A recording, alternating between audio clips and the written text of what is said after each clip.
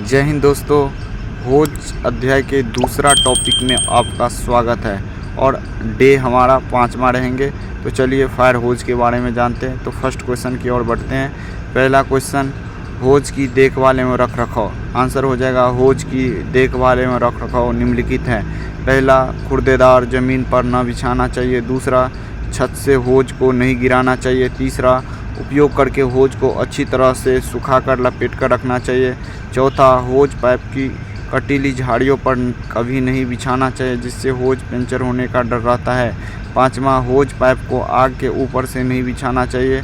छठा पॉइंट, जब कभी भी रोड क्रॉस करना पड़े तो होज रेम का इस्तेमाल करना चाहिए। सातवां, जब रेल मार्ग पर पार करनी पड़ी तो पटरी के नीचे से गिट्टी हटाकर पार करनी चाहिए। आठवां पॉइंट, होज पाइप को स्टोर करते समय चूहे से बचाने के लिए जालीदार रैक का प्रयोग करना चाहिए। और नौवां पॉइंट, होज पाइप को गीला लपेटकर लंबे समय तक नहीं रखना चाहिए। तो दोस्तों नेक्स्ट क्वेश्चन की तरफ बढ़ते हैं। क्वेश्चन नंबर 2, होज पाइप को ख़राब करने वाला तत्व कौन कौन सी है।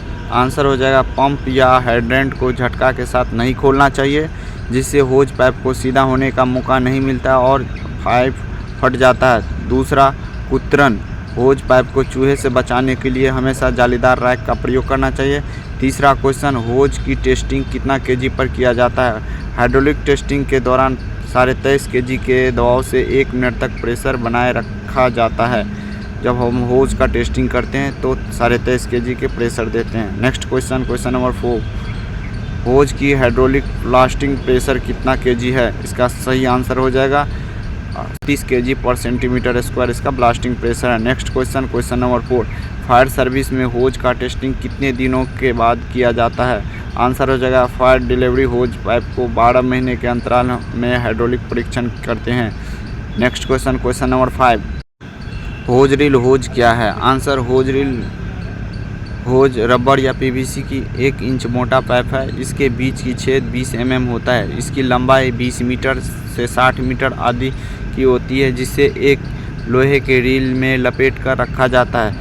यह रील घूमने योग्य होता है और वाटर सप्लाई से जुड़ा हो रहता है। इसके आखिरी में सेटअप नोजल लगी रहती है। इसकी फिटिंग ऑफिस, कार या बहुमंजिली इमारतों, कारखानों के विभिन्न जगहों पर जहां पर एक क्लास की आग लगने की संभावना रहता है वहां पर फिटिंग करके हम लगे रहते हैं जिससे आग लगने पर उपयोग तुरंत किया जा सके। छोटी आग को बुझाने के लिए प्रयुक्त होते हैं। ये एक आदमी आसानी से इसका हैंडल कर सकता है। Next question, question number 6, fire hose को कितने प्रकार से लपेटा जा सकता है। आंसर हो जाएगा 4 तरीक़ा से लपेटा जा सकता है। पहला, कॉइल रोल।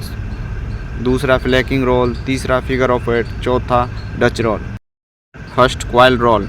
इसका प्रयोग हम स्टोर करके रखने के लिए किया जाता है क्योंकि इमरजेंसी होता है तो उठाया और लेकर भागने में आसानी होता है। जैसे फायर टेंडर में स्टोर करके रखते हैं और स्टोर जो फायर स्टेशन में स्टोर होता है वहाँ पे हम स्टोर करके हम कॉइल रोल करके हम रखते हैं इसको।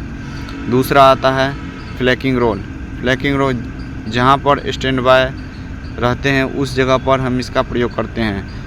और तीसरा आता है फिगर ऑफ 8। जब कहीं फायर फाइटिंग कर रहे होते हैं, जब दूसरी जगह का मैसेज मिलता है तो वहां पर जाने के लिए जल्दी से जल्दी लपेटकर होज पर वहां पर पहुंच सके इसके लिए हम करते हैं इसका प्रयोग।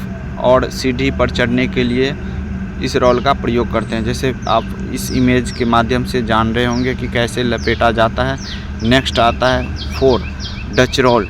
डच रोल का प्रयोग इसे सुखाने के लिए क्योंकि इस स्थिति में होज को पकड़े और खोल देते हैं इसीलिए इस रोल का प्रयोग किया जाता है। आप इस इमेज के माध्यम से आप समझ सकते हैं। तो दोस्तों आज की वीडियो आपको कैसा लगा तो अपनी राय कमेंट बॉक्स में अवश्य दें। अगर अच्छा लगे तो अपने दोस्तों को भी शेयर ज़रूर करेंगे। फिर मिलते हैं एक नए वीडियो के साथ, तब तक के लिए जय हिंद, वंदे मातरम।